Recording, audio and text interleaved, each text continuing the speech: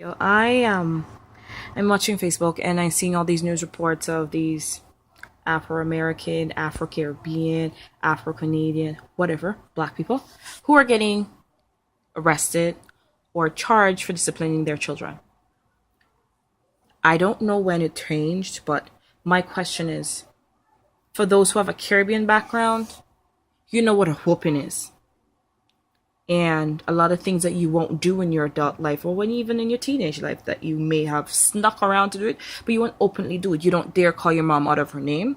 You don't dare call your parents out of any type of names because you know what a whooping feels like.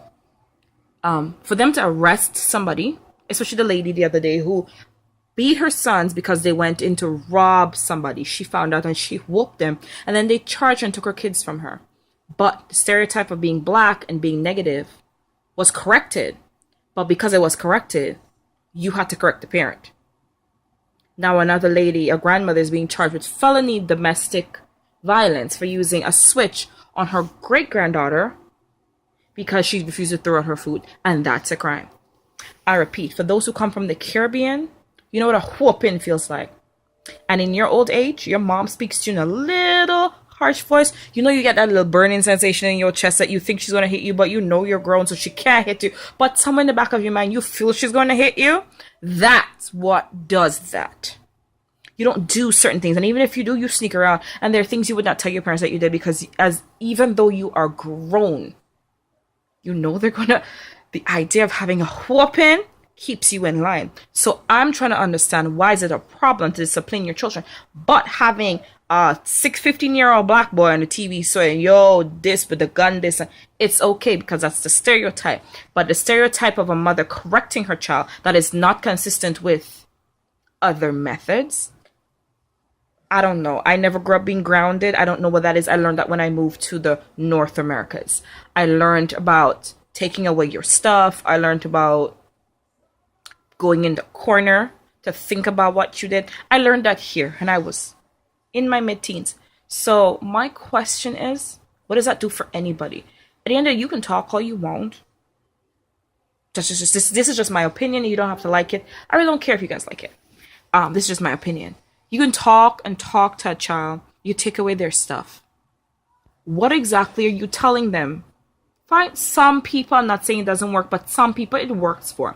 But in the black community, and African American, African Indian, I put black, we were brought up with a different structure. And my issue, even on both sides of the border, I don't understand why we have to change. Sorry, let me rephrase that. People come, immigrate, and they're able to keep their culture. But black folks in general are not able to keep their culture because their culture conflicts with the way that other people raise their children. And this is not a race issue. Has never been a race issue. You want to make it that's your choice. But how is it that our correcting our children is a problem because that's not how you correct your child? And I mean, at the end of the day, we might all bleed, but the way we are raised are different. I'm being from the islands, Trinidad, me being from the islands, it's not hard to see a mother box down her child. It's really not, especially if you're there's no such thing as tantrums. There's no such thing as he will outgrow it. There's no such thing he's going through a phase. We don't have those things. You have two options. Sit still or I will hit you. That's it. Mind you, a lot of times it has led to, as some people say, scarring. But because we don't express ourselves that much. Fine. There might be a psychological thing to it for some people. But if you're talking about a group of 10 people and it worked for 7, I'm okay with that. Let the 3 pay to go to therapy. Because at the end of the day, you're not doing those things.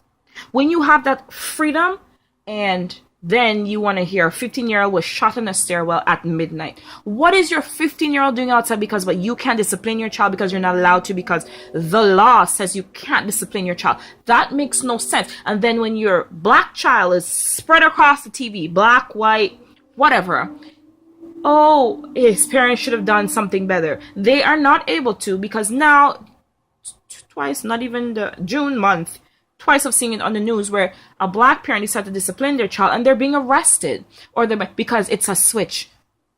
I know about going outside and picking my own switch. You have to pick what you get licks with. That's what we call it, licks. The house must be clean. You must be indoors. Homework must be done. Shoes must be clean. And being an island girl at a very young age, dinner must be started. You don't sit there and do nothing. There's no such thing as frivolous time. And I mean, your parents kept you in line because at the end of the day, in the society we live in, if you're not kept in line, the police will do it for you. So why is there a problem in disciplining their children? I get those parents who don't believe in those things. That's fine. That's your opinion. That's how you believe things. I don't beat my child, but I know how to keep her in line. But for the parents their children reach an extreme where you have to pick up that switch, fine. There's a limit. If you're the type of parent who just beat for no reason, then fine, I have a problem with you. But I mean, if it reaches a level where don't do it, this is the consequences, don't do it, and you decide to be just, I don't care what you have to say. Fine, slapping you makes sense. Two tap on the bum makes sense. I don't see the issue. Unless your skin is